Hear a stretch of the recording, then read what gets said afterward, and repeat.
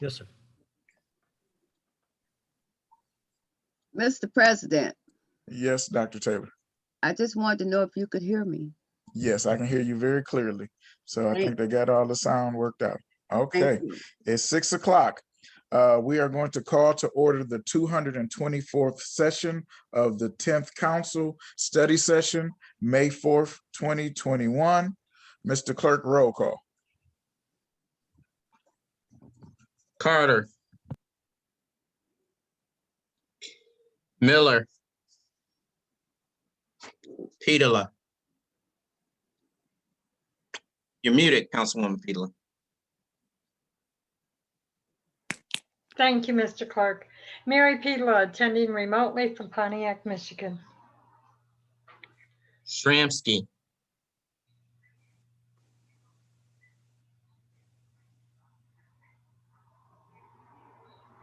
Taylor Burks. Doris Taylor Burks, remotely from Pontiac, Michigan, in Pontiac, Michigan. Waterman. Patrice Waterman, City of Pontiac, Oakland County. Williams. Present attending remotely from the greatest city in the world, Pontiac, Michigan. And I think Councilwoman Miller has arrived. Yes, Miller. I have. Okay. Yes. Councilwoman Gloria Miller, City of Pontiac, remotely. Carter.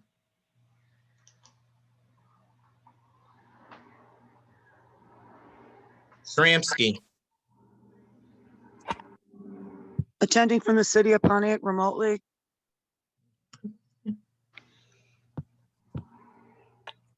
Okay, Mr. President, you have a quorum. Okay, thank you. believe we need a motion to excuse Pro Tem Carter. Yes. So moved. Been moved by Petula, needs a support. Support. Supported by Shramsky. Any discussion? Seeing none, roll call. Miller. Yes. Petula. Yes. Shramsky. Yes. Taylor Burks. Yes. Waterman. Yes. Williams. Yes. 6 yeas, no nays. Okay, which brings us to amendments and approval of the agenda. Are there any amendments to the agenda?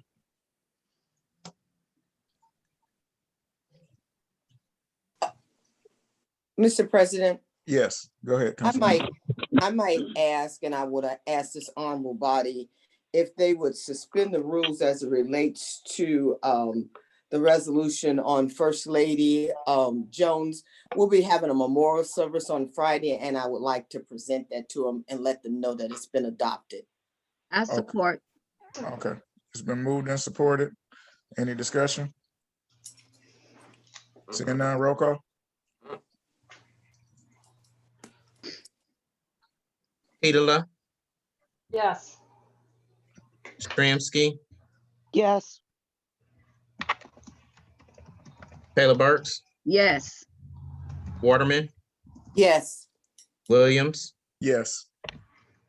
Miller. Yes. 6 yeas, no nays. Okay, thank you, Mr. Doyle.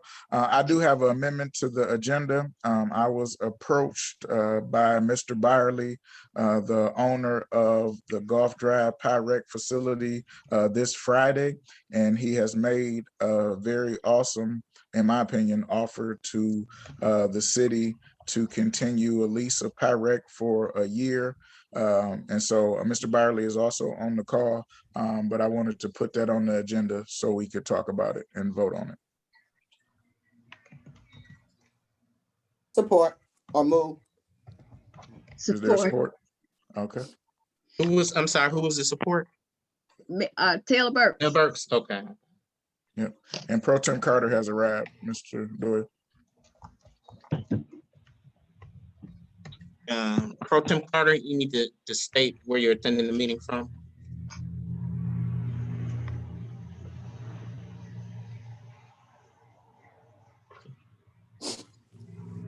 You're muted, Pro Tem.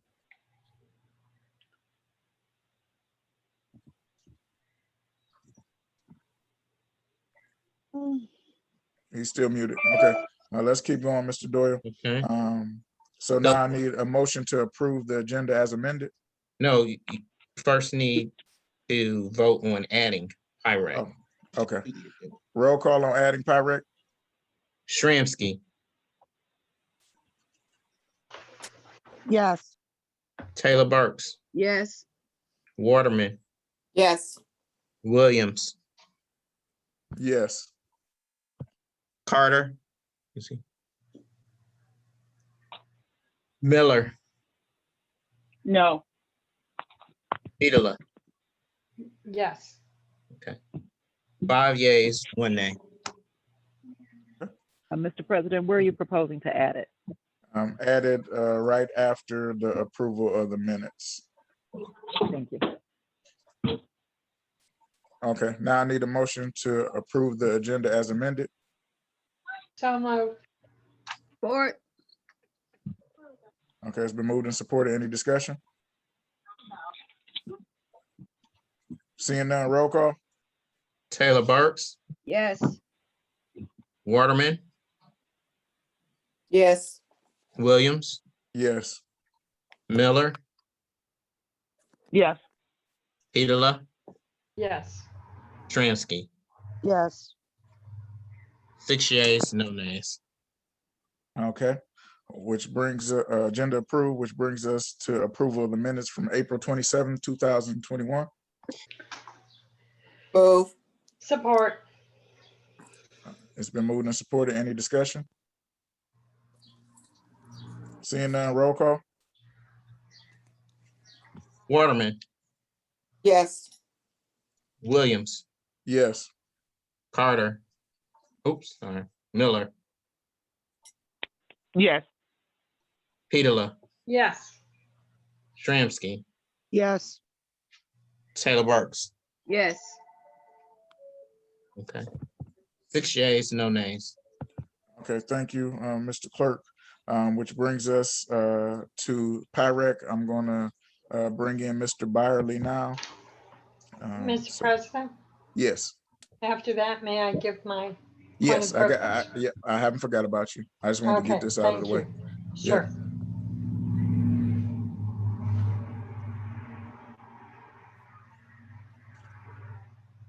Okay, Mr. Byerly, go ahead. Yes. Yes, President Williams. As per conversation on Friday, I have decided to offer an extension for the city of Pontiac for 1 year. And with that, we did have a serious inquiry, but it looks like at this point, it may be drawn out. And after walking through PIREC actually last week, and I know for the kids being in education for 34 years, just a lot of awesome things happening in the programs that are established there in the new partnership with the Boys and Girls Club. And that's why I called you, and I wanted to extend that offer for the city of Pontiac, and then giving the option, because I know the desires for the city to build a new building or renovate an existing building, which will, I assume, would take a period of time. And so the city of Pontiac would have the opportunity to, within a 90-day notice, to notify myself, or if there's a potential buyer, it would be put on the market. They would have also the 90-day written notice offered to the city to terminate the lease. So both parties would have the offer to terminate the lease at any given time with a 90-day notice. Okay. Mr. Clerk, if you could email the resolution out to everybody so they can have it, and then I'm going to ask you to read the resolution, then I'll open it up for questions from everybody from the council.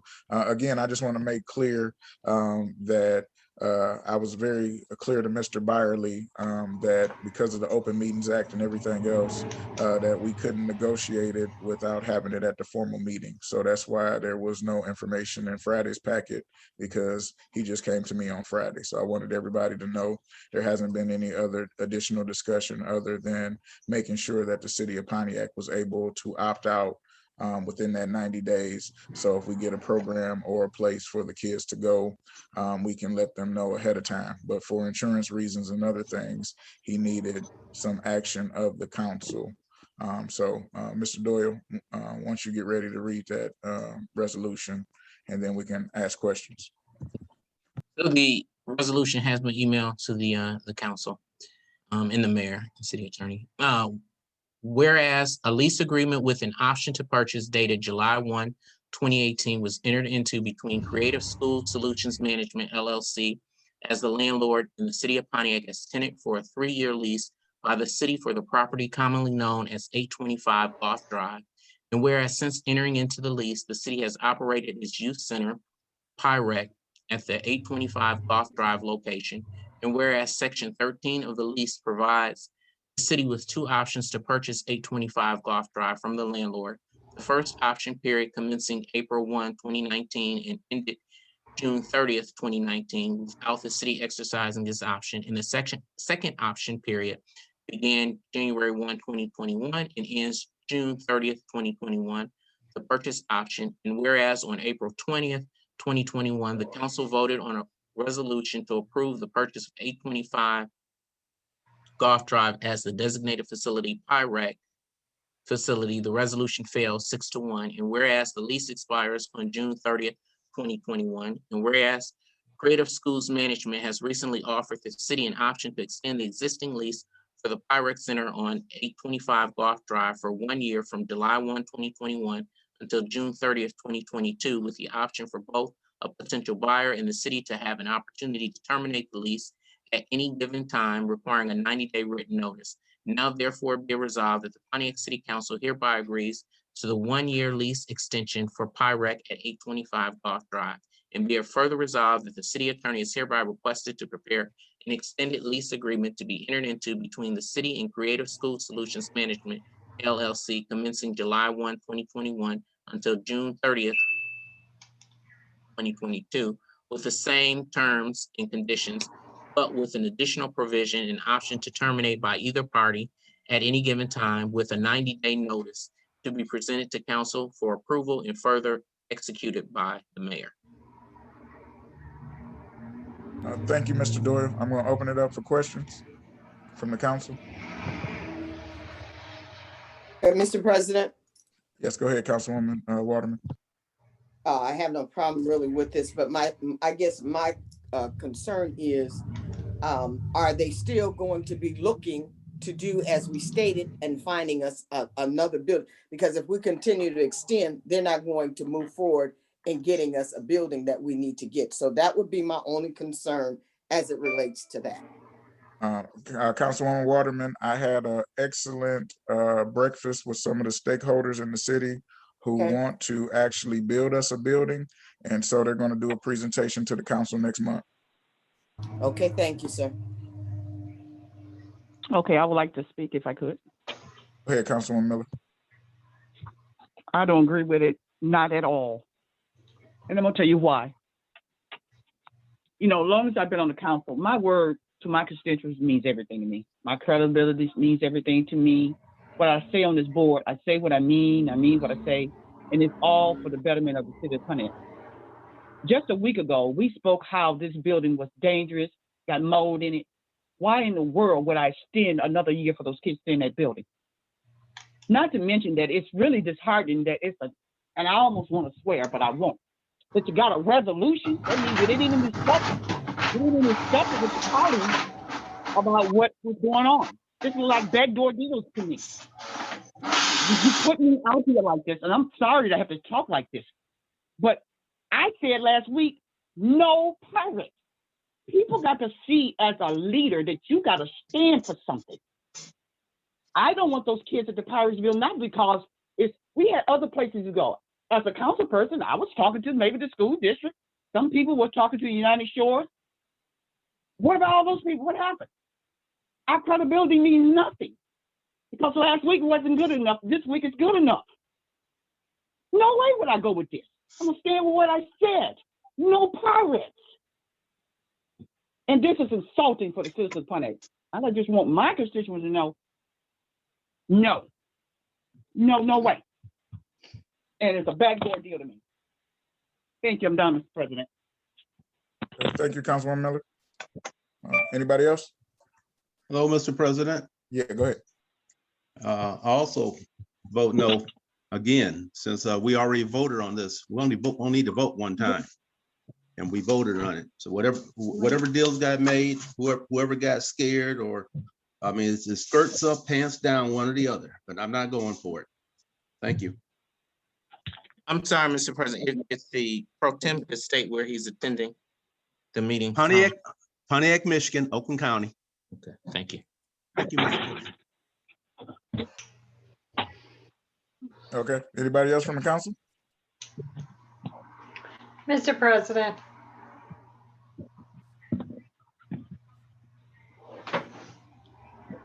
Yes, go ahead, Councilwoman Peeler. thank you. We have gone over this numerous times in the past. We have policies that say if it's brought to us, we will not bring it back in 30 days until 30 days is up. This is not 30 days, this is 1 week. I'm That's just another one. following our council policies and procedures. Okay. Who's next? And I get a complaint from the audience that somebody has their TV on while this is going on. So if you can mute your background noise. Mr. President, if I might, just Yeah, go ahead. to get some clarification, when we voted it down, we voted not to buy it. With this resolution I'm looking at is just to continue the lease. Not that I think that this is a great thing. I still want us to look into one of the things that I noted, going to the school district or to United Shore. But in event we get all that done, have some place for the kids to go. But I still want us to continue to look to have our own. Okay. Anybody else from the council? Yeah, I'm not sure I'm comfortable with this. I understand, our kids will have somewhere to be until they sell or we decide what we're going to do, but it is kind of short notice. Will this be the same terms as before? Or will it be new terms? Mr. Byerly? Hello? I'm sorry, can Go you ahead. hear me? Yep. I didn't hear the last comment, the last portion of that comment. Will it be the same terms as before or new terms? It'll be the same terms with the city of Pontiac having the option to terminate the lease at any given time with a 90-day notice.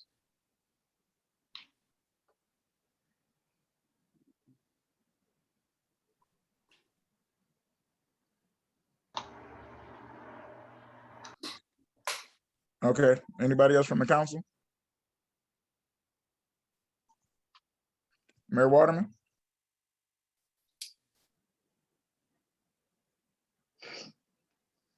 Yes, Council President and Council. I am so happy that Dr. Byerly is here to give such a gracious offer for the property that the children have enjoyed. Given the fact that we had summer programs, spring programs all planned for the children, and with a change of that format and a change of the center location by council, with only 40 days notice, we were really scrambling to try to find an appropriate situation for them and to reroute all those programs they had enjoyed. Even with the park programs, that was a lovely facility. The gymnasium was the pride of all the leagues that came to play there. So I'm very happy that he's graciously extended this offer. I know that the lot next to us is on the market for $7 million.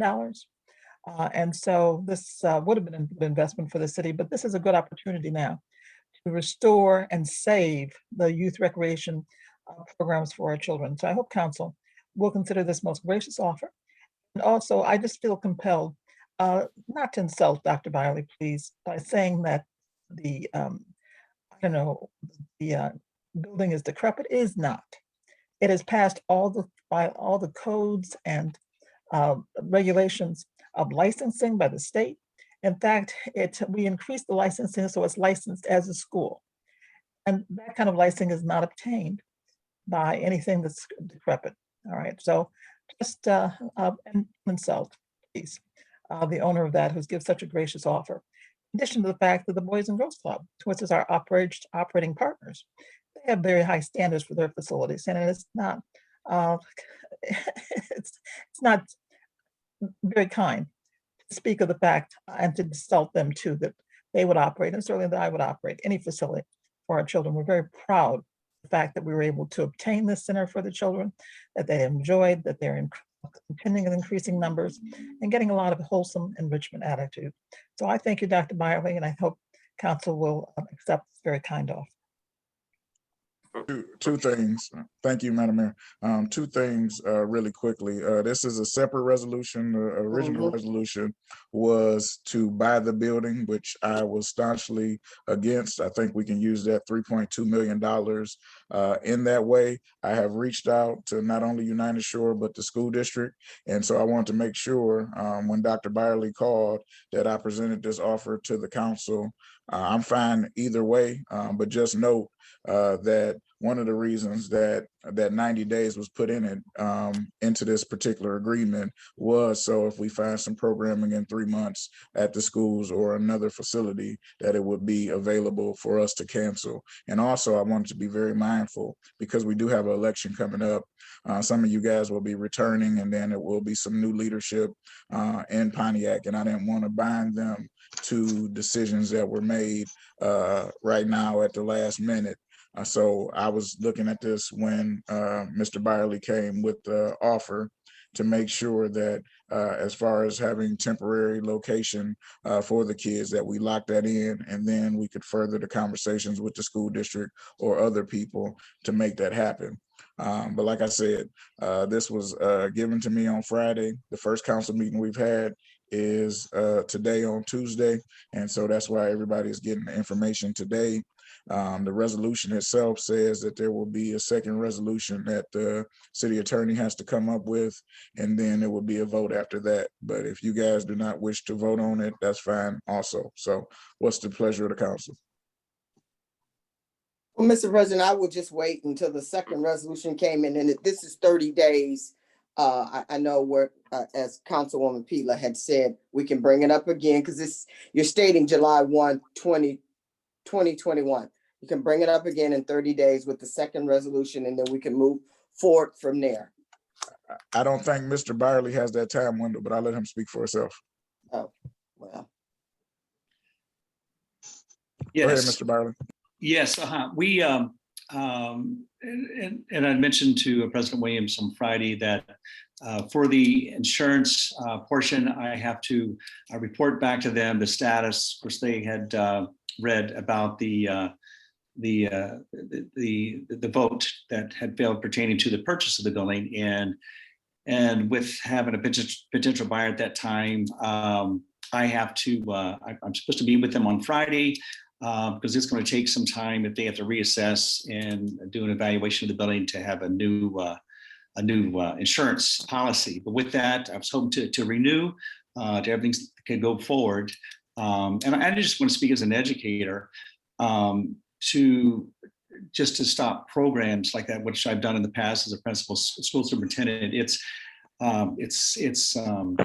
It takes quite a bit of time to initiate these programs once again, to gain the confidence and to pursue interest in the kids, like with the band, the dance groups, the programs, the science programs, and that. So I just want to speak as an educator. It could be catastrophic, and that's why walking through there, just my heart just bled. The fact that these kids won't have a place to go even in the next month or two. But that's why I had mentioned about 90-day notice that they would have an opportunity to continue. And if you had another opportunity to go in a building, a different building, at least they won't break the continuity of their programs. But yeah, that's basically, I just wanted to mention the time essence on my end. And I just want to share that with you.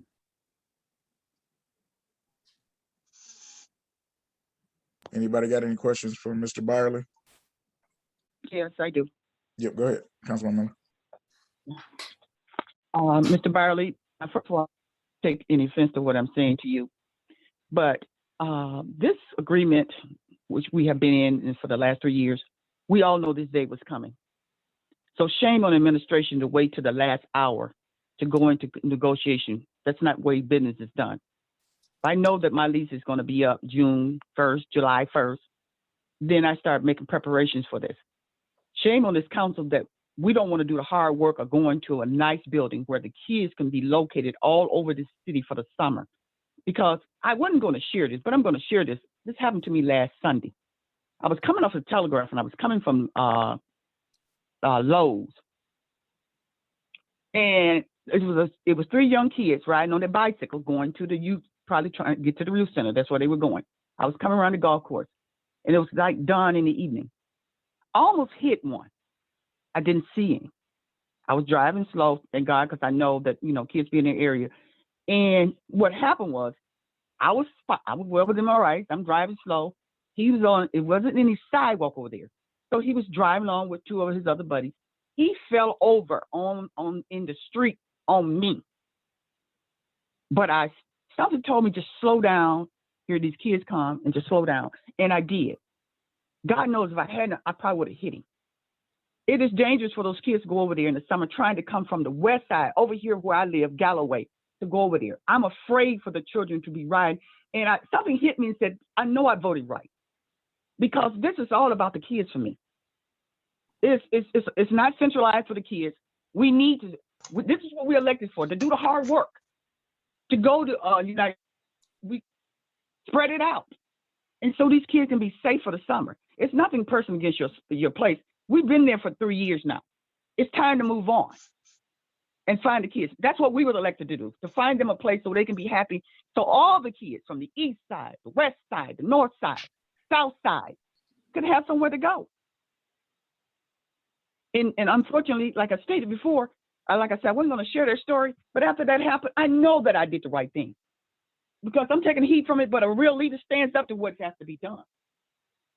And I feel that your place is not for the kids, especially for the summer. They're going to be coming from everywhere trying to get over there. And like I stated, from over here where I live by the Amazon's old Silverdome, I wouldn't allow my kids to go that far over there. We need to centralize this a little bit and put the kids everywhere. Some have pools, but at least have somewhere to go. That's my major concern.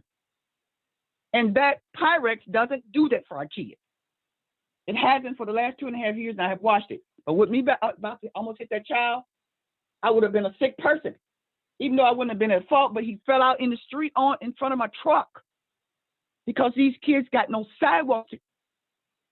I'm not looking at money aspect of this or political. I'm looking at the children. Somebody got to, and I'm not playing politics with this. And that's why I don't want it at the Pirate Center. And Councilwoman Peeler, we don't agree on much, but I agree with you on that. We don't bring anything back in space. We got to practice what we preach. You got to be consistent. People are watching me. One thing about me, I'm consistent. I'm consistent when it comes to my resident, I'm consistent about what I want for them because it's all about them with me. It's not about me at all. When they get about me, then I won't run and then I'll do me. But these kids don't need to go back over the Pirates. It's dangerous over there for them in the summertime. Trying to get over there on their little bikes. God help them. We're better than that. If the schools want to help us, so be it. If United Way want to help us a little bit, so be it. At least the kids can say, okay, I can get there. Right now, my community center is not open. Political games with Ewald Center. It's not on the last year. We could have had that open. Folks, we're playing games with your kids out here. I do not do that. Because I love every child here, even though they may not be mine, but they're my children. They live here. And that's all I have to say. You know, you can protect, but when it comes to this is my passion. This is the department I came from with the kids. And Pyrex is not the place. Thank you, Mr. President. I'm done. Okay, thank you. Madam Mayor, we're getting a lot of complaints. I've got about 7 text messages about the sound quality of the meeting and echoing and feedback. So if you can have Mr. Brown address that. I do see 3 hands. I'm going to get them in the order that I saw them go up. So Mr. Constance is first, and then Councilwoman Petula, and then Councilwoman Sharamsky. Thank you, Council President Williams. Just to let everyone know, and Dr. Byerly can also confirm this, myself and my partner have had discussions with Dr. Byerly as far back as late December, early January, to discuss the possibility of extending the lease through a lease amendment, as just what was proposed today in a different fashion. And it was Dr. Byerly's hope then that he didn't want to be in the landlord-tenant business anymore, and was hoping to sell the building either to the city under the terms of the option agreement that was contained in the lease, or to a third party. So any indication or opinion that this was a last-minute thing is certainly not the case, and we tried in good faith to secure an extension of the lease from Dr. Byerly. Thank you. Oh, no, I haven't. Okay, Councilwoman Petula.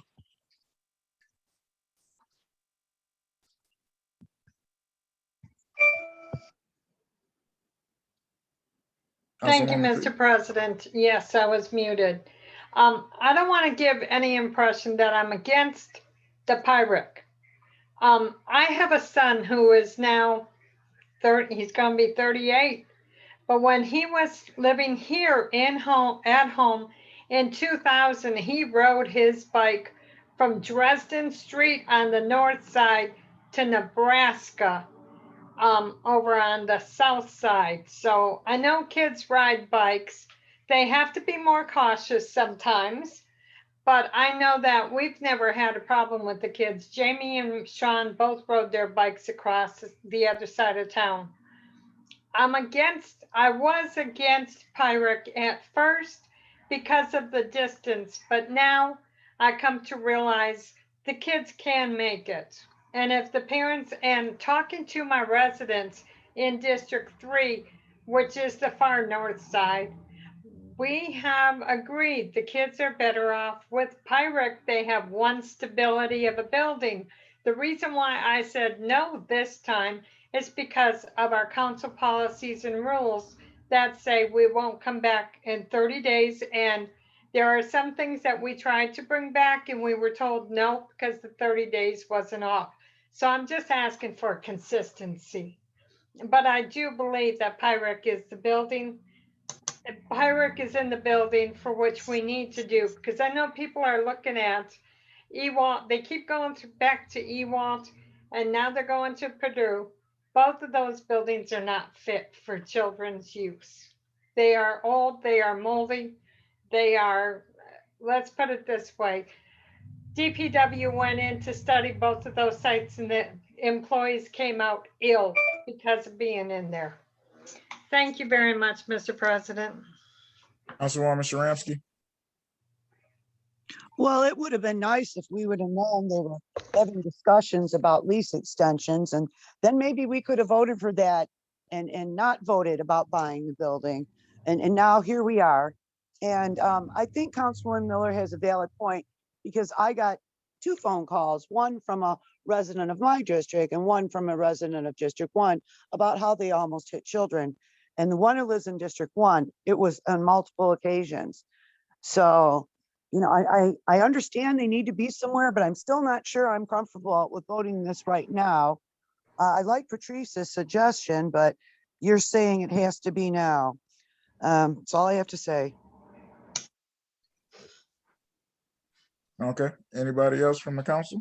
Yep. Yeah, I have- one more, go ahead, Pro Tem. Councilwoman Waterman, then Pro Tem Carter. All right. Okay, one more thing. Because this just came to us, and in all fairity to all of us, and as our policy said that we have to bring it back, can we do a month until we see where we want to go? I don't know. That's just another suggestion. But my thing is, they were emphatic about it had to be sold. And just like Councilwoman Sharansky just said, had you brought the lease, it might have been a whole different subject, but you brought us telling us we had to buy it. That was not going to be a go for us, as we all see. So I think some negotiation, I think somebody needs to sit back and you need to think this out a little bit more. And then we'll see where we go from there. Thank you, Mr. President. Okay. Pro Tem Carter? Thank you, Mr. President. You know, in all fairness, this is a violation of Open Meetings Act. We're discussing something that the public doesn't have. They don't have no documentations. We don't have any exhibits for the options. We don't know what it is to purchase it. My first inclination, as I said before, I never wanted the building that I choose, and I notified my residents while I was campaigning that is necessary for the children to have a pool. I still believe United Shore would be the ideal place. It's already built for kids. The other option is the school system. If the school system isn't open, we paying millions of dollars a year, 148 million for bonds. It should be the ideal place for the kids. If the kids can't be in school, then there's no reason they need to be in any summer center. Thank you, sir. Okay. One last thing, Mr. President. Go ahead. The attorneys need to, Mr. Cohen, they need to look into what we discussed last week about United Shore and the school districts, and they need to bring us something back next week where we all can have time and this resolution can get out to the public and everybody can know what's going on. Because bringing it here to us today, I know a study session is always when we sit down and talk and debate. But I'm not willing really to move forward until we get more information as it relates to this. So I think we need to get that information as it relates to United Shore and the school districts as well. Thank you, Mr. President. Mr. Chair. Go ahead, Mayor Waterman.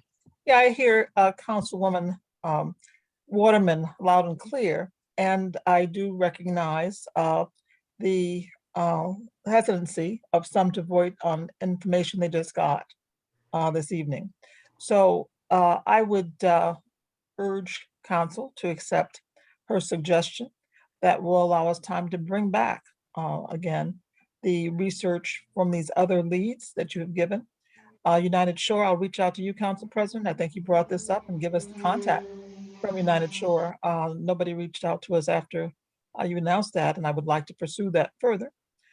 In addition to the fact that we can also present for those who haven't had a heard and want to hear the feasibility. Somebody asked, would we continue the exploration in terms of the other sites and buildings in the Ewald Center? We've already told you what we have in progress in terms of asking for appropriations for the renovation of Ewald Center. Purdue is a bigger matter. It's a much more costly, up to $9 million to restore that. So there are things that we're looking at, but it takes a while to get the funding and to get the plans together for anything that's an alternate site. But that would give us a chance to bring back to you the information we do have, because we do have the feasibility study that you would ask for some time ago. We have expanded upon the original request to give you more information, and we'd like to present that to you. If you're willing to hear that, we can do that next week. Yeah, Madam Mayor, I think you should reach out to the CEO of United Shore. You guys looked really good in the picture with the governor at the vaccine site, so I think you can get further than I've been able to get. So if you can go ahead and reach out to him, that would be great. I'd be happy to. And we do have had discussions in the past. And if you give me the contact that you had, I can start with them. Now, if you can just start with the CEO, that would be great, because I've been going through middlemen, so you can go straight to the top. Appreciate that. President, okay, we're going to move on to the next item. Councilwoman Pedala had a special announcement she wanted to make. Thank you, Mr. President. And yes, I would like to make an announcement. Madam Mayor, I understand you've been in conversation with Mr. Zablocki, also from Research Trust. And if you could please put it on the website that St. Louis Street, which runs between Baldwin and Hollywood, is going to be closed. In 1985, the council then signed a lease or signed a quitclaim deed allowing GM to have possession of St. Louis, And they haven't taken any measures, but there was a clause in there that they were going to put J-bars on one end towards Hollywood, and they're going to gate off on the easterly end of St. Louis. So what I wanted to do is to let city council, or let the citizens of District 3 know that there's going to be a short time we are no longer going to be able to use St. Louis. They have provided the paperwork. They have had conversations. I talked to Mr. Lewis today. Mr. Zabalki has talked to the mayor, and they have had conversation with the engineer, and everything is going to be clear for them to do this. So thank you very much, Mr. President, for allowing me to let that out to District 3. Appreciate it.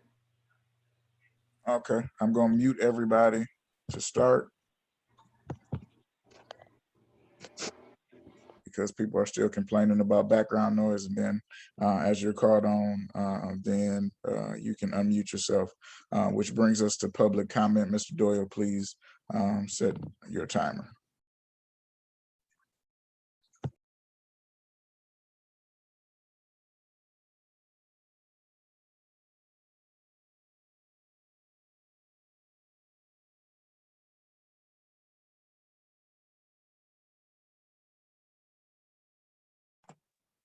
So remember, Mr. President, people can now actually speak at the meeting. So I guess they would need to raise their hand if they, and then you would be able to unmute them if they want to. Okay, make sure you set your timer at 3 minutes, Mr. Doyle. I don't see any hands currently. I'm going to open it up for public comments. Please raise your hand in order to be recognized to speak. Okay, the first one is Charles Blackwell. Hello, yes, my name is Charles Blackwell. I want to state about Mayor Waterman's comments to the media in regards to her, Michigan Campaign Finance Act deficiencies of where she did not, file her campaign reports, and she, referred that to as voter suppression. And I feel as that is an insult to, real voter suppression that we see in inner cities, and the mayor should just take responsibility for her actions instead of, falsely, using voter suppression as an excuse. Thank you.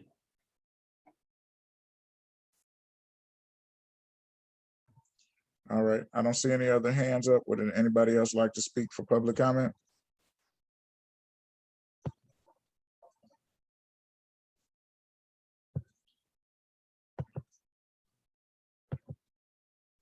Again, I don't see any hands for public comment.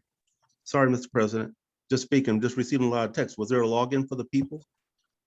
Was it readily available? I got like 7 people right now said they've been unable to log in. There's no information.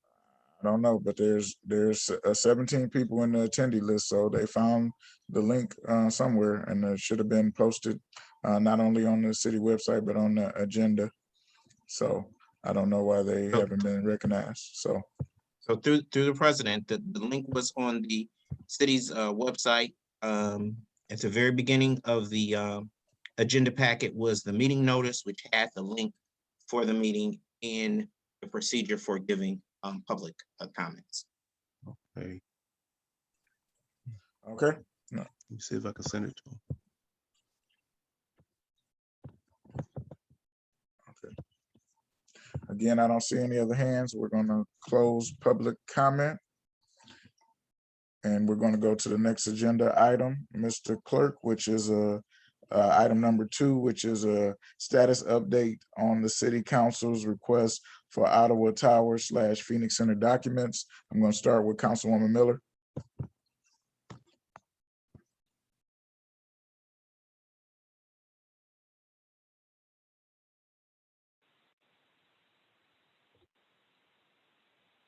I'm sorry, Mr. President, I didn't hear you. I couldn't hear you.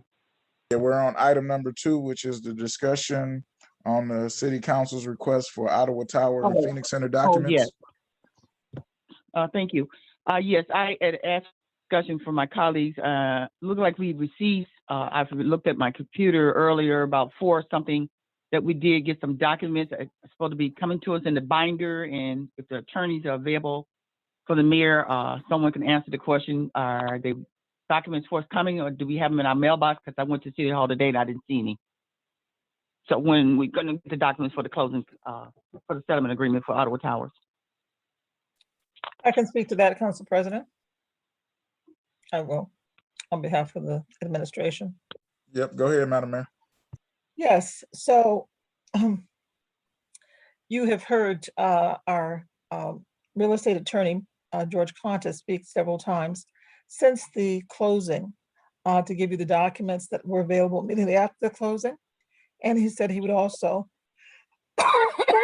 excuse me, finalize the ones that were to be drafted in final form subsequent to the closing and put those all in a binder in orderly fashion. So you now have that in that binder. Even post-closing, there are some adjustments still being made. In fact, post and in accordance with the closing, we found that the attorneys recognized that the rental schedule reported by the seller of Ottawa Towers was different than what we had investigated at the closing. So that meant there would be more money coming to the city of Pontiac, which is coming to us post-closing. So because of that document, and that still has to go through the tracks of being recalculated, that will still be coming to us and is another document that will follow such a complex deal, which is not unusual. In addition to the fact that it was very important to me to negotiate a memorandum of understanding for the other benefits that would bestow to the community and the citizens of Pontiac and the businesses because of this deal. That was equally as important to me as having the sale and the renovation of the Phoenix Center garage and the city's management of the amphitheater. And with the city continuing to own the Phoenix Center garage without, of course, the debt, because there would be another entity who's doing the repairs. So that MOU was approved by council as part of the closing documents in its conceptual form. Now, it's going to be putting a lot of meat on the bones of those concepts. And that's what we're talking about and continuing to draft with the equity partners.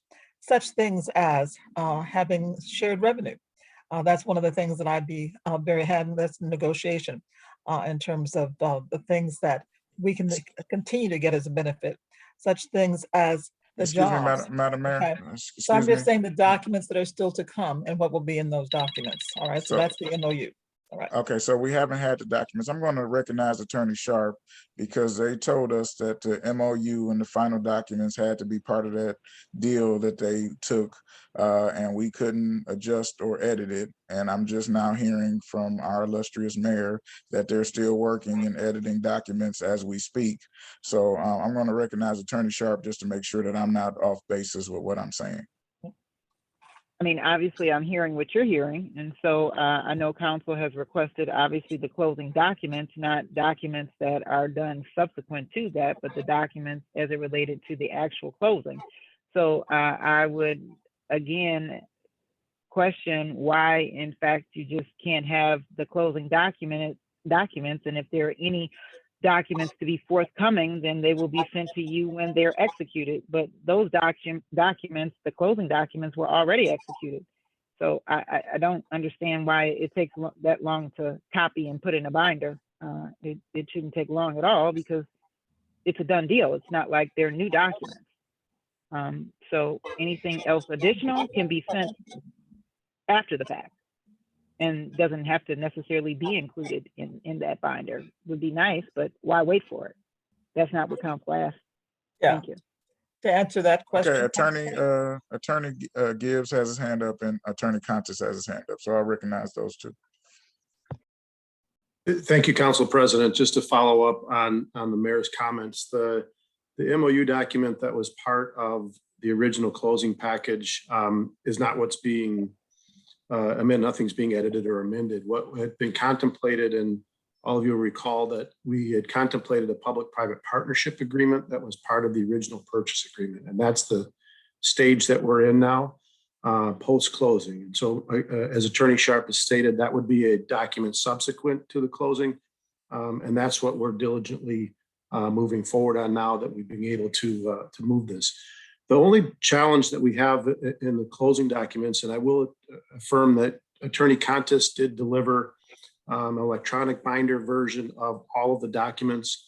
Prior to the closing, I had transmitted about almost 80 pages of the original core documents, which included the letter of intent through all the documents that were used for closing. And so this council should have everything except for one area that will have to be corrected. Attorney Contis and I did discover in the closing process and post-closing that, as the mayor stated, the rental prorations on the property itself, there are state leases in one of the towers that have to be adjusted. It was misrepresented to us in the way the rent was paid. And so Attorney Contis and I are diligently working on that. That portion of the closing will have to be adjusted at some point. So in clarity and transparency to the council, the package that you will get will reflect the documents that we did close with, but we are continuing to work on the actual financials at closing because it's a sizable number of rent that was prorated in closing that were included in closing costs, but that would also result in a return to the city. Now that has to go through counsel for the seller of the Ottawa Towers, and that's what's in negotiation right now. So as of today, it did take some time to compile this. It was a complex closing with multiple partners, but as of today, the council does have delivered from Attorney Contis a complete set of those closing documents that should be added to the original delivery of all of the core documents that I delivered prior to the closing that the clerk has the original copies of. Attorney Sharp. Okay, just to get clarification off of what I just heard. So what I just heard sounds like to me, electronics binder and not physical. And it was, I believe, Attorney Contis who explained to the council and indicated that they would get physical binders. And so, and then these other documents, again, are subsequent documents. So again, I would think that what council is asking for are copies of what has already been executed, not anything going forward and subsequent to the closing. And so again, the council requested physical binders, not anything electronic. And that's what they were told that they were going to receive in a couple of weeks, and a couple of weeks has actually turned into a couple of months. Thank you. Okay. Mr. President, can I Contis? say something since I asked? Attorney Contis and then Councilwoman Miller. Thank you, Okay. Council President. 2 weeks ago at the meeting, I indicated that we would have electronic binders within 7 to 10 days. It took 14 days, and my apologies for that. I don't believe I ever advocated tearing down a forest to provide hard copies of a 262-page closing binder.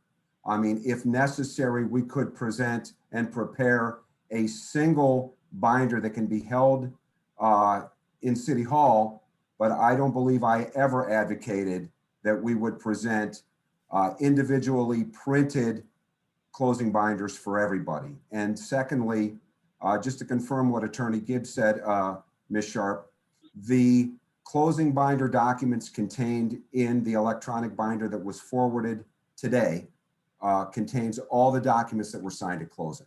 There are no additional post-closing documents included in that package. Thank you. All right, So Councilwoman therefore, Miller. I would.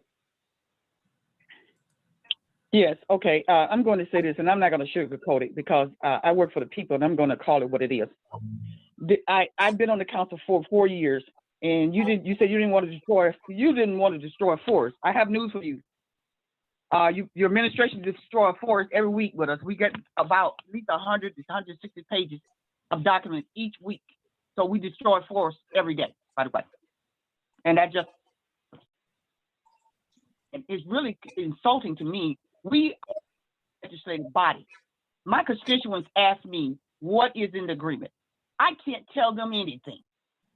Now I'm going to call it like it is until you show me something different. You did not mention that you was going to do electronic binding. You said paper binder. And that's what I like about tape. You can run it back. Yes, ma'am. Please go to the tape. I never said Let me hard finish. copies of binders. Never. Let me finish. I want to finish. I didn't interrupt you. Please don't interrupt me. I'm talking to the citizens now. This is a bunch of baloney.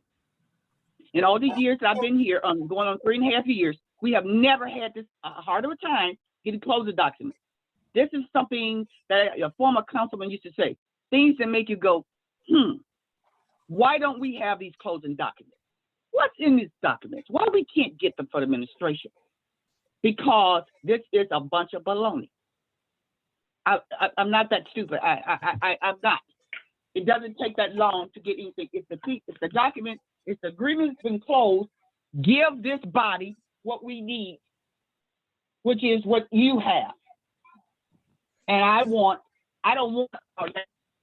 mine to the binder. The mayor, we getting ready to do the budget. It comes in a binder. We're gonna kill some trees for it. Oh, well, let's kill some trees for. Thank you, Mr. President. Mr. President. Yeah, Councilwoman Miller, before I call on all of these other people, because I'm the original person that requested all of the closing documents. Mr. Contis' response via email was that he was going to prepare these binders for us. Now, all of a sudden, it's an electronic binder, and it's only one copy available to the citizens. I don't care if you create one binder and then make 8 copies of that binder from the administrative office. That's fine. You guys have been privy to these documents. You guys have rushed the memorandum of understanding, got 4 of my colleagues to vote for it, saying this was the last minute in order to do it. And now you don't even want to provide them with clear information on what you've done. This has been almost 2.5 months. We've had Spirit of Pontiac newsletters and everything else, and the council still hasn't been presented with these documents that we requested. You came up with the idea for the binder in the first place. That was not my idea. And now that it's time to present the binder, now you're saying that it's going to be an electronic version. I just don't understand what this is something, especially as the mayor says, it's supposed to be so good for the city moving forward, that you guys wouldn't be proud of this and peacocking about it by giving us the information that we requested. I don't feel that this is genuine in any way as to give us the information. And so I'm going to recognize my colleagues. I know people will say back and forth, but the bottom line is I requested all the closing documents. I CC'd all my colleagues. Mr. Contis came back with the idea for these binders that should be presented to the council. And when he said that, this was not mentioned in electronic fashion. So I'll go with Attorney Sharp, then Pro Tem Carter, then Councilwoman Peebler. So I just want to be clear, and I think we all heard the same thing about the individual binders, but nevertheless, so if council is still asking for the individual binders, then they need to be individual binders. But if nothing else, for the public, there needs to be a binder in the clerk's office for the clerk's records. And so that binder needs to be in the clerk's office, if nothing else. Thank you. Pro Tem Carter. President, you know, we done been hashing this out for months. And I looked at the agreement way before even filing the lawsuit. And I looked at it. There are multiple partners. I mean, dozens at least.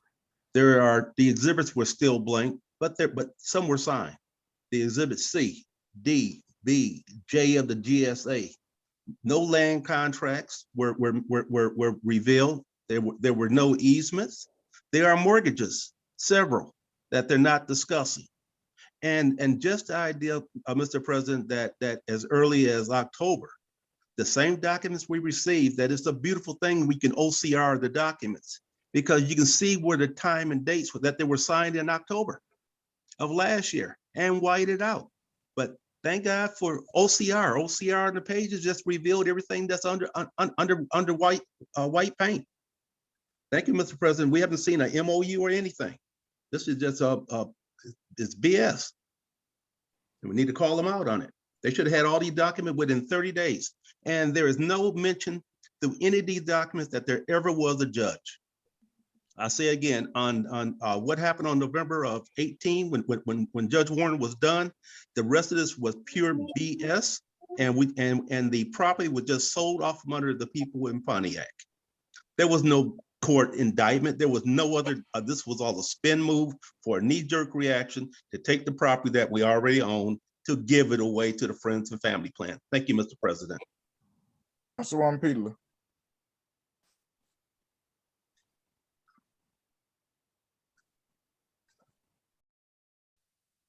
Okay, thank you. Attorney Contis, I'm the unusual one, you know that. I want to say thank you. I have already printed mine out and got half of it hold already. So I do appreciate it. I received mine. I heard somebody say they received theirs after 4 o'clock. I received mine at 3:13. I must have been special and got mine early. So I want to say thank you very much, George. Have a good day. Thank you, Mr. President. Yeah, clearly, thank me for the documents that I asked for in a binder. So we're gonna move on to the next item. Unless there's another council person that wants to speak on it. And if you can lower your hands, that would help me out. So. Kermit? Yeah, go ahead, Councilwoman Sharansky. Yeah. I just wanted to say, I can print mine myself, but not everybody has that capability. I have a monster printer. I think that any council member that wants a physical copy should get one. And I agree there should be one in the clerk's office for the public. Thank you. Yeah, it's the principle. They came up with this binder idea. If they were just going to email us the documents, they could have did that a month and a half ago. But they used this as a star tactic, and now they don't even have the binders. But anyway, we're on item number 3, which is the City of Pontiac resolution for First Lady Joanne Jones. Mr. President, I'm asking that we suspend the rules so we can vote on this item, please, sir. So moved. Is there support on suspending the rules? I thought you had already did that when you, okay, at the beginning of the meeting. She asked to suspend the rules and I moved on it. Oh, okay. No, yeah, okay. I'm saying at the beginning of the meeting. Okay. Councilwoman Waterman asked. Okay, can you read the resolution, Mr. Doyle? Just the title. Oh, this is.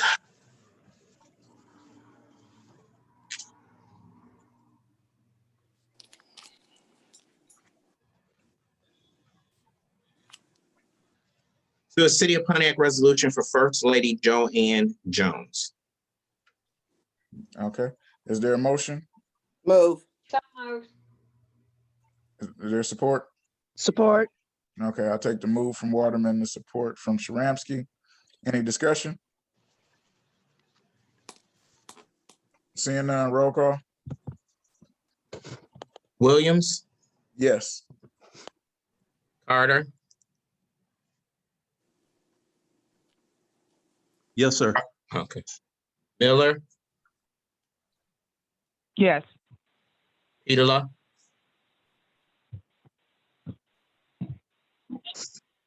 Peterla? Sorry, I was clocked out again. Yes. Stramsky? Yes. Taylor Burks?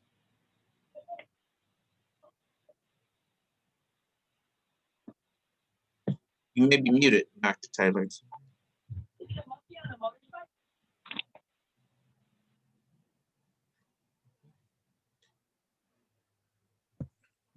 Taylor Burks? Waterman? Yes. 6 yeas, no nays. Okay, Mr. President? Yes. I just want to thank you all. I truly appreciate you all suspending the rules. And I'm sure that Pastor Jones would appreciate this when I present it to them on Friday. Thank you so much, everybody. Okay. Item number 4 is a resolution for the proposal A, city charter revision ballot question for August 3rd, 2021, primary election ballot. And the reason that this is back on the agenda is because we voted for it, but it has to be in the proper form in order to go on the ballot. So actually, Mr. President, you would need to suspend the rules in order to take action today. Okay, is there a motion to suspend the rules? So moved. Support. Okay, I take. Okay, Patrice, be quiet. I take the move from Waterman, the support from Petula on suspending the rules. Roll call. Carter, Yes. Miller, Miller,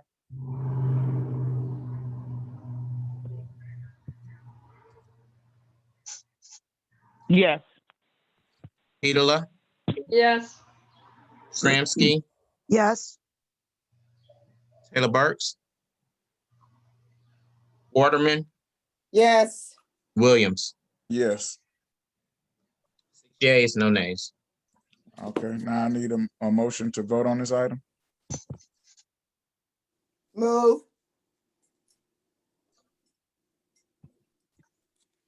Is there support? Support. All right, it's been moved by Waterman, supported by Shramsky. Any discussion? Seeing none, roll call. Miller, Yes. Petula, Yes. Shramsky, Yes. Waterman, Yes. Williams, Yes. Carter. No. 5 yeas, 1 nay. Okay, motion passes.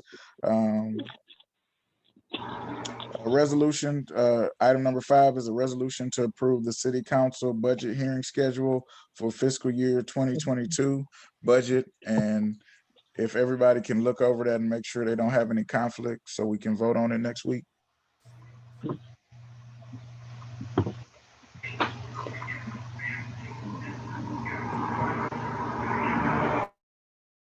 Okay, I muted everybody. I was hearing some background noise, so just unmute yourself when you get called on.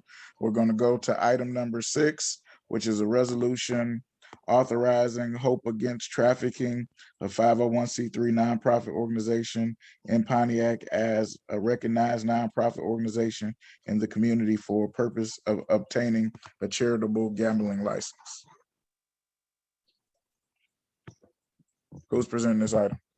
So, Mr. President, this is just a standard when a nonprofit wants to get a charitable gaming license, they have to be recognized by your honorable body. So all the information about the organization, they are a nonprofit in the city of Pontiac. So they are a 501c3 status. Their articles of incorporation are all in the packet. Formally take action. Okay, so we can vote on this next week? Yes. Okay, which brings us to item number 7, a resolution to approve, as recommended by the Planning Commission, the special designation merchant, SDM, and Class C bistro licenses as requested by the petitioner, 47 North Inc. at 47 North Saginaw. The city council approved a resolution for 47th on February 18th, 2020. But another resolution is needed to be approved with the correct liquor license. And I believe the applicant is here. If you can raise your hand, that would be great. So I can call on you here to go to the top.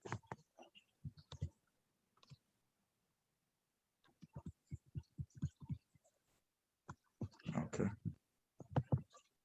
Go ahead. Hello, can you hear me? This is Yes, Randy Stafford. we can hear you.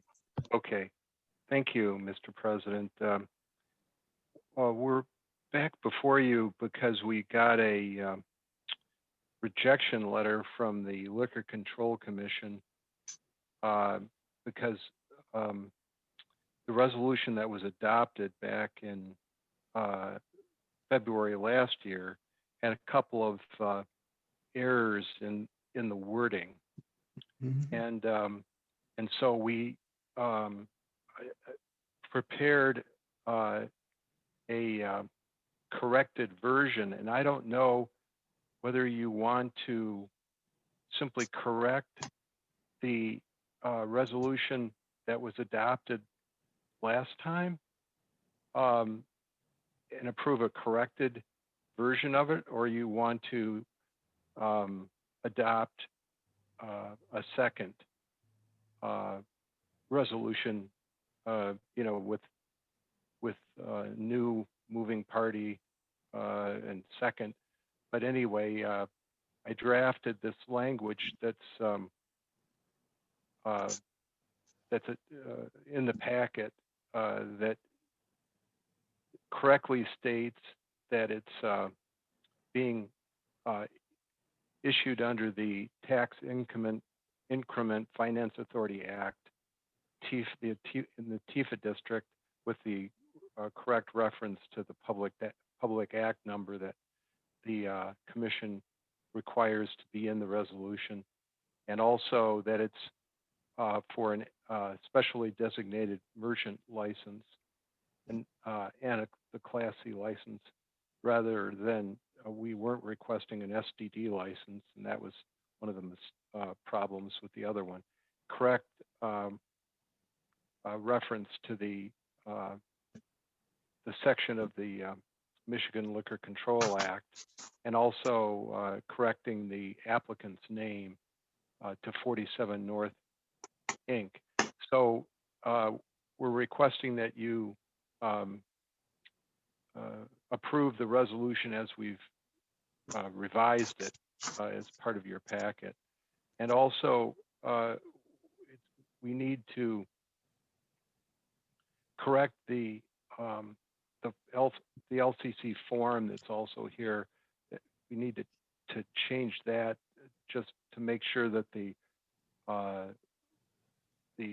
citation to the Michigan Control, the MCL section there is correctly referenced, and we reference the Tax Increment Finance Authority District language as well, which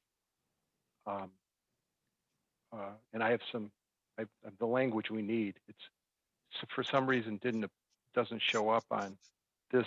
This is the copy that was or the document that was prepared last time, and it just needs to be corrected in a similar fashion.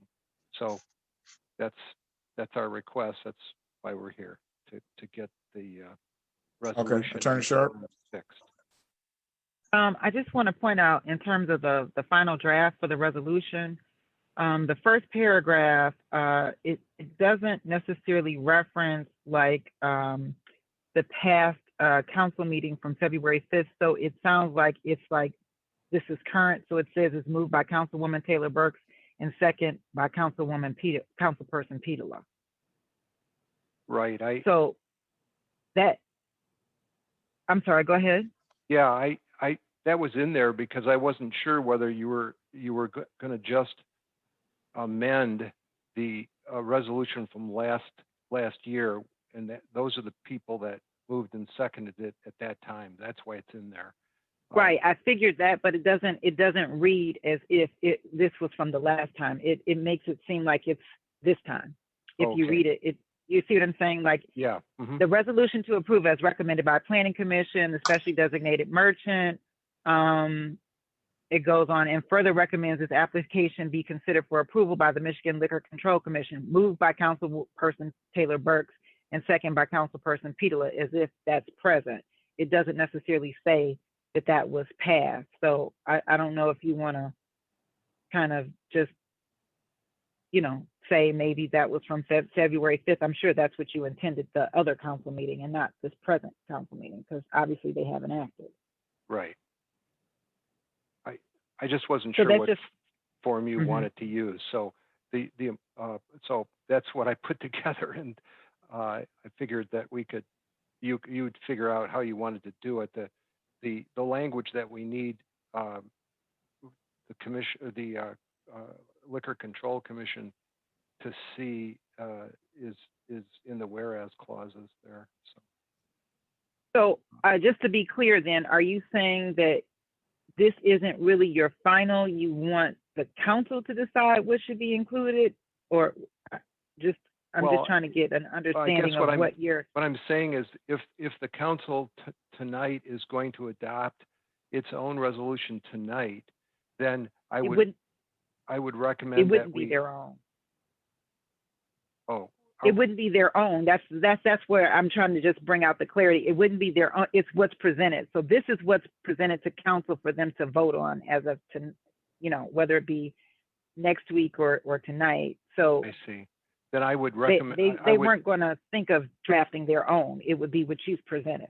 Okay, then I would request that I be permitted to modify this, to Okay, take out thank you. the names there and leave blanks so that they could be filled in to reflect, assuming there is a motion and a second, that the people that actually do that, the members that actually do that be put in there so that it is. Actually, you wouldn't even have to reference any of the council members. You can just, unless you wanted to reference that from the other meeting, you don't even have to reference them because you just don't know which members it would be. So Okay, it's not a requirement. Let's just say that. So, all right. okay, thank you.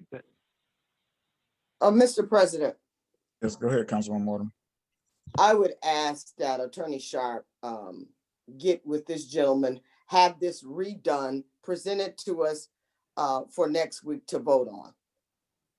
Councilwoman Waterman, I would ask that the administration would have the planning department Yes. draft that document and then present it to us, because we don't know what communications they've had with the state.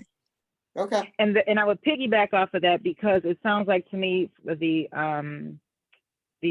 gentleman is saying that he wanted to make sure that the statute is actually correct, and I think that's a planning needs to be involved in that. Fine. Thank you.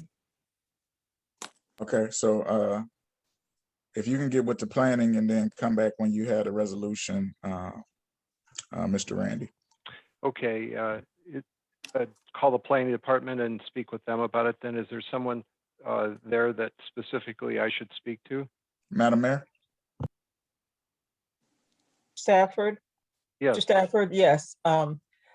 This can go to if you contact my executive office, we'll give you directions on how to do that, how to reach planning, particularly our senior planner, who hasn't had a chance to look at this yet.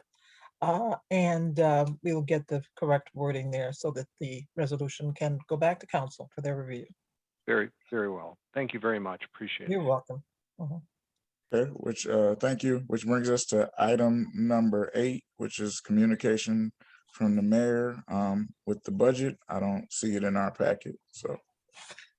Yes, the communication is the budget letter that I sent to council as part of the packet that you received on Friday in terms of the whole budget package. And I particularly wanted to talk about the budget letter that accompanied that and talk about some of the strategic priorities that I hope we all share going into this next fiscal year. So the budget that you have is actually a 5-year rolling budget, according to our new principles. All funds are structurally balanced.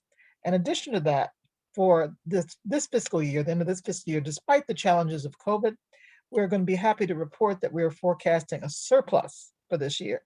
That's to fine planning, fiscal prudence, and being able to forecast and to work with all departments to make sure they used every dollar to the best advantage. So we're going to have a surplus not only predicted for the end of this fiscal year, but also in the coming fiscal year, as you see from the budgets before you.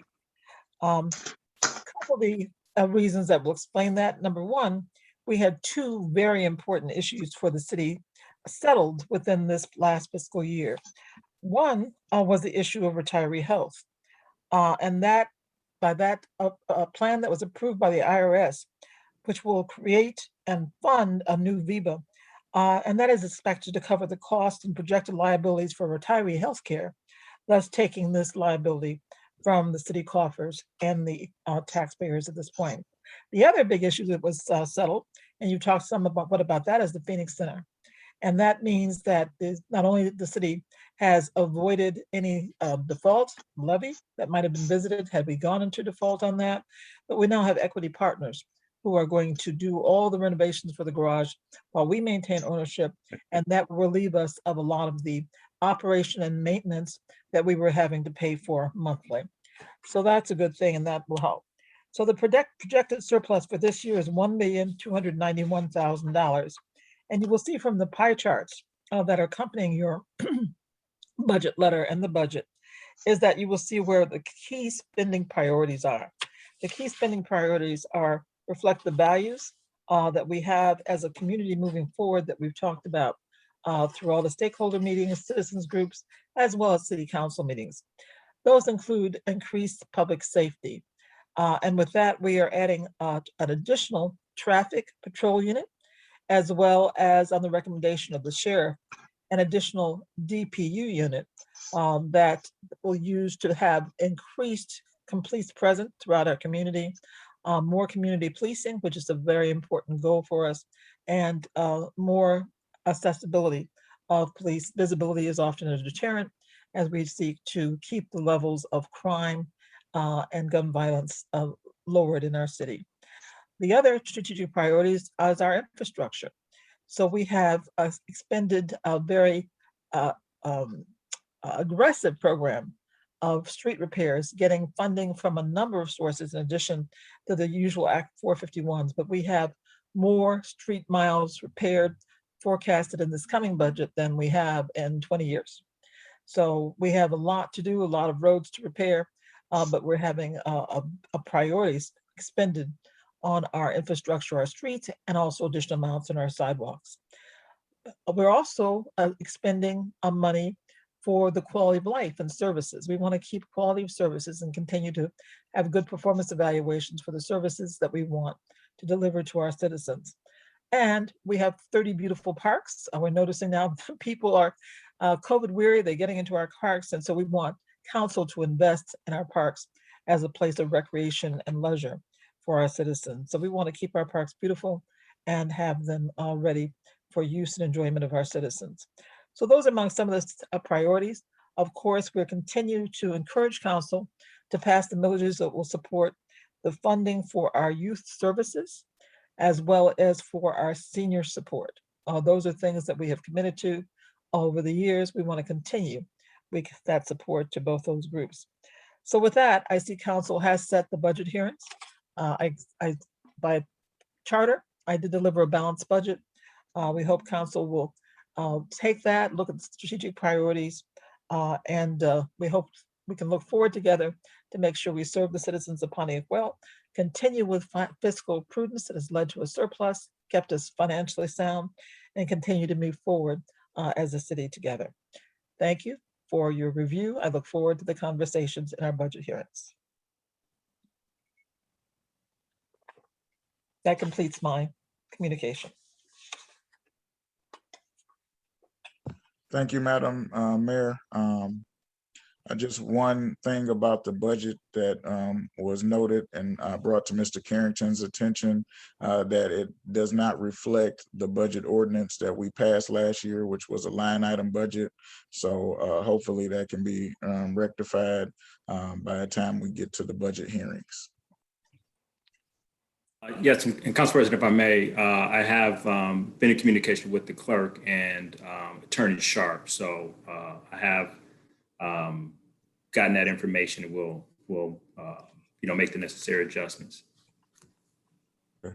Thank you. We're going to move on to our next item for today.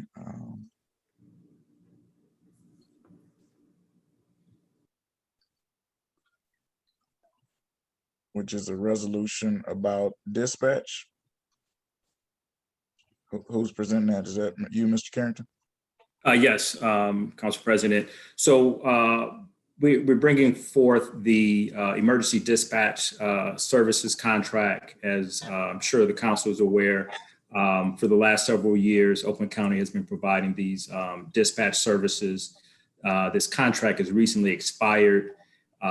We were awaiting the document to get approved, the contract to get approved by the county, and the rates accepted. They provide services for a number of communities. We have received the updated agreement with the new rates. I do want to note that there is an increase in the monthly rate. What's the biggest driver is the call volume. In short, the prior agreement was based on estimated call volume, whereas this agreement is taking the actual call volume for the last 3 years, I believe. And the call volume that was estimated back at the time of the prior agreement was a lot lower than what the actual call volume ended up being over the 3-year term of the most recently expired agreement. The estimated call volume was underestimated by about 70%. So that's kind of the reason for the increase in the contract. But we're presenting this agreement and available for any questions that the council may have related to it. All right, is there any questions from the council? Yeah, Mr. President. Go ahead, Councilwoman Waterman. Do we have copies of these call volumes and stuff? I said, because that's a big increase from 17 to 31. That's a substantial amount of money. Yes, I have the numbers. I don't have okay.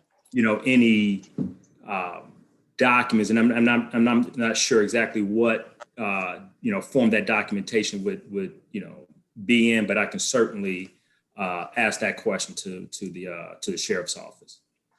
Thank you, sir. Anybody else with Mr. questions? President, I have a question. Go ahead, Yes, I do. Councilwoman Miller. Yep. Actually, my colleague, Councilman Waterman, said just what I was going to, I had an opportunity to read it. That is a big jump. That's almost double. That's almost triple. And my question to you, Mr. Carrington, is that with this 17 going to 31, do we have an option of not agreeing with the amount and make it a small amount?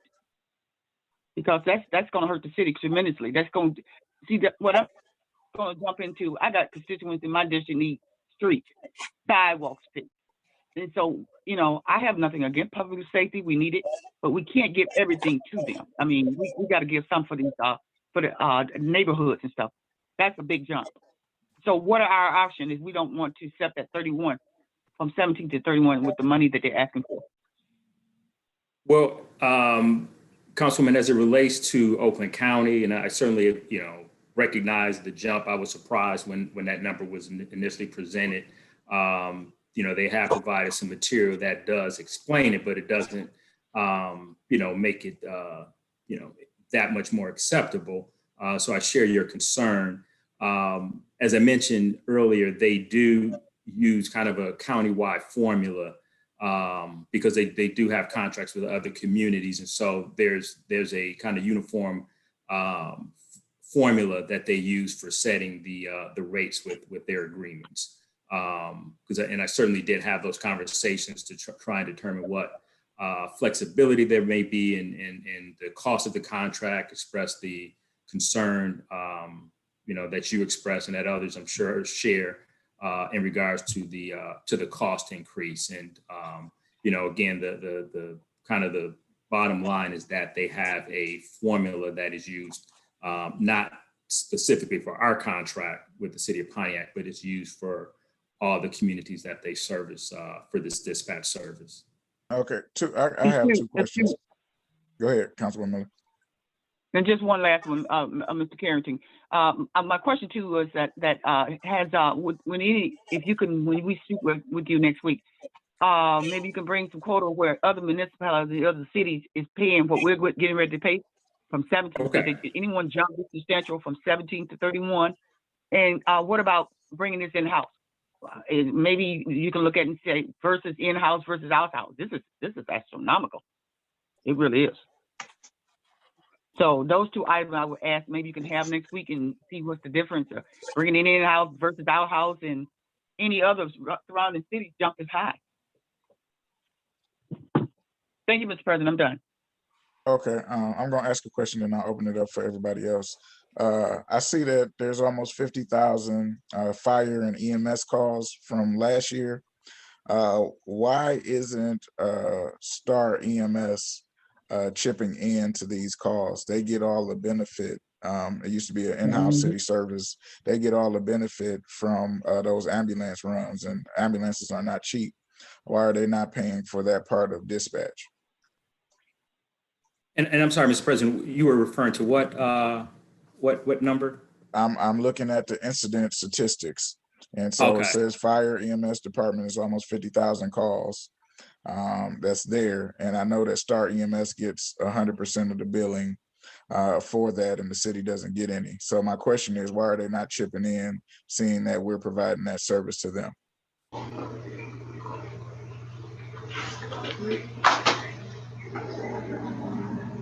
And you're looking at the report from the sheriff's office. Is that the number that you're? Yes. What I'm saying to you is the sheriff is charging his fee for a service to the municipality. The benefit to the service, Star EMS gets the funding. So I'm just wondering why they're not contributing in this jump for service as they're getting the benefit. When this was all in-house and the city fire department provided the service, that was money that went back into our budget. So what I'm saying is when EMS comes out, they get all the benefit. And we're paying all the bill. Why they're not sharing? Exactly. Yeah, I mean, I guess that's, if I'm understanding your question correctly, I guess that's more of a question as it relates to the relationship between the city and the ambulance company. What I'm saying to you is if we're going to pay a $17,000 increase, they should be sharing in that net cost is what I'm saying to you, because they're the end user. We call for ambulance service. They provide the ambulance service. The city doesn't get any of the bill money. They get it.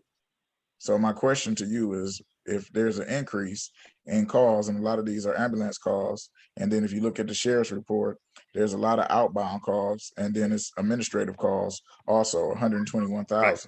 So what I'm saying is, in this administrative work that's between the sheriff, the fire department, and Star EMS, the sheriff's department is providing the service.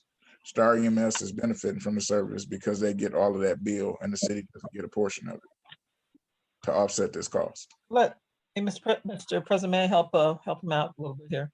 Yeah, go ahead. So the reason that the reasoning here is that these are two separate and distinct kinds of services. Right? It's not that one feeds off the other. It's that it's a service to the end user, which is the citizens of Pontiac. And so the providing a dispatch service is a service as that has special costs. Now the costs have gone up a lot because of the cost of the equipment. Now they've increased the kind of equipment that's available to do emergency care en route. So as opposed to waiting until you get to the emergency room, and that's pretty expensive. That allows more renovating, what I want to say, critical care to people who are very taken with what could be increased mortality. So by being able to provide those services on route emergency dispatch services and the GPS services and able to get people there faster, saves lives by decreasing response time. So we're getting the benefit through these services of increased technology, increased services in medical care, resulting in increased benefit for health and welfare of our citizens. So that's a different service than what is provided by STAR. So that is important distinction to have.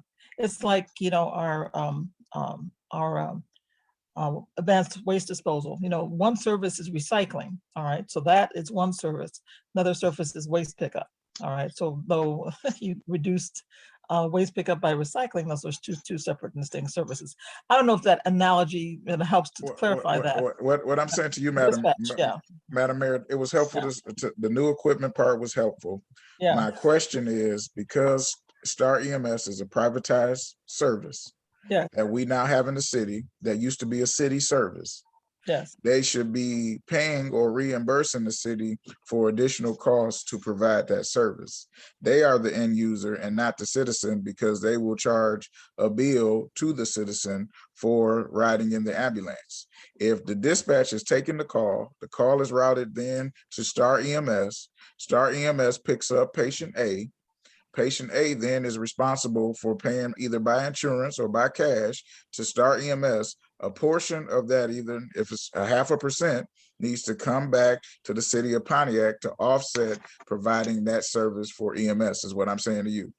Because our cost for police, fire, and dispatch, especially fire, has gone up tremendously from when the emergency manager had first signed the contract, bringing that service for the Waterford Fire Department in-house. And so we're talking about sustainability here, and they're talking about going up $1,000 every year. And we need to find out how we can, as a city, sustain some of these programming and services. And if Star EMS is getting the benefit, then they should have to chip in on what we're using, because they're the exclusive carrier for the city of Pontiac. We're not calling other ambulances or anything else. So they have that exclusive benefit. So all of these 50,000 calls are going to them, is what I'm saying. I understand the point you're trying to make, Council President, but the end user is really the person who needs the services at the time. And so the point is to do the most efficient, the most life-saving, the most critical care, and to get them there quickly. Emergency dispatch. So they have increased, as I said, the technology. There's expense to technology to provide a more rapid deployment, more accurate deployment, and those services. So I think it is the citizen who benefits, who needs that service at the time. And we look at that rather than as a kickback for the ambulance that then takes the person to the hospital. So some of these rates are set countywide, and it depends on the utilization. So as you see, our numbers, our utilization went up during that 3-year calculation period. And that's the formula by which these rates are calculated. Councilwoman Peeler. Thank you, Mr. President. I want to remind you, Star EMS gets no money from the city budget. That means that when they have to replace those ambulances because perhaps they got into an accident, they pay for that. We don't contribute to that. So there's a difference there between between the sheriff's department. Sheriff's department pays for their own cars. Star EMS pays for their own stuff, including their dispatchers, because they do have a dispatch center over there, and they do use that dispatch center. They have also upgraded the material and the equipment that they've had in the last 3 years. So it's not all Oakland County Dispatch that is accompanying or assisting Star EMS. It is Star EMS taking care of their own team. So why they should have to pay for something, I have no idea. It's clearly out of my reasoning or my understanding, because I know those reports come back and I share those reports with you guys. Those are people that call in, and I say every time I send out a message, this is what is called into Star. This is not what's called into Oakland County Dispatch. This is what's called into Star's dispatch. Thank you. I don't get your logic in the fact that when the city provided the EMS service, it was a money-making service for the city. These are two different services. That's why. I didn't interrupt you. Don't interrupt me. You're not making any sense. What I'm saying to you is, the bottom line is, when the city provided the service and we had a fire department, EMS services were making an additional $1 million for the city of Pontiac. So you can tell me about services and what these people are providing. What I'm saying is they're asking us to approve a dispatch increase for services that the end person is Star EMS. That's all I'm saying. No, they are not providing any services for Star EMS. That's what you don't understand. You're not able to separate what was in the past and what is now. Star EMS provides their own dispatch services. So that's where you're a little bit off. Okay. So you're telling me these 50,000 calls, none of them that they're listing in the sheriff's contract, these 50,000 calls that we're about to pay for, none of those calls are Star EMS, is what you're telling me. I'm not going to tell you none of them. I don't know, because when they respond to a shooting and they need Star to carry them out, they're going to call for Star to carry them out. So that's a criminal activity in this city. That is the criminal activity in this city. Thank you. Anybody else from council have questions or comments? Okay. All right, we're going to move on to the next item then.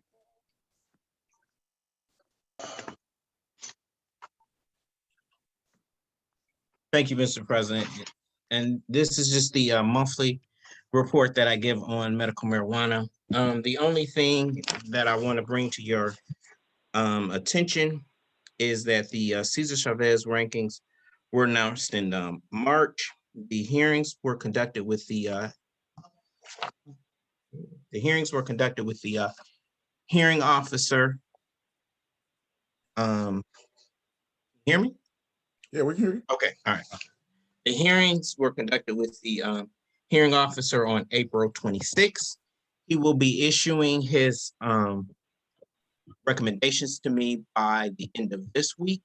So it's very important that the Medical Marijuana Commission gets started, that the names of the members of the commission have released to the public, that they have an initial meeting where they put their rules in place so that this honorable body approves their rules. Because when I issue my decision to the 5 applicants that have appealed, their final appeal is to the Medical Marijuana Commission. So I have to be able to give them that information about the commission. I talked to Mr. Gibb about this earlier today, but if you would bring this item back for next week, so where we can get a status update on the commission, because it's really important that council approves the rules of the commission by May 18th. But in order for you to approve those rules, the commission has to have met prior to May 18th. Thank you. Okay, Attorney Gibbs. Just as a quick update, I did speak with the clerk today. We had a very positive conversation together about the direction of this matter. With his notification that he's prepared to make the final decisions following the hearing officer recommendations to be received at the end of this week. The commission is in place. A meeting will be noticed, and that commission will accept their appointments, review the rules that have been prepared by the city attorney. And it's our anticipation, or not anticipation, you will have this before you in the regular packet for the work study session on May 18th to coincide with the clerk's timing of his intent to make release final decisions on the Cesar Chavez overlay. So we believe we're in line with the clerk, that this will go forward next week. All the information, including the rules to be considered and adopted by council, will be timely placed in the packet for the 18th. I just wanted the council to be aware that we were working very positively together in that. Okay, thank you. And that concludes all the action items for today. We're going to adjourn this meeting at 7:42.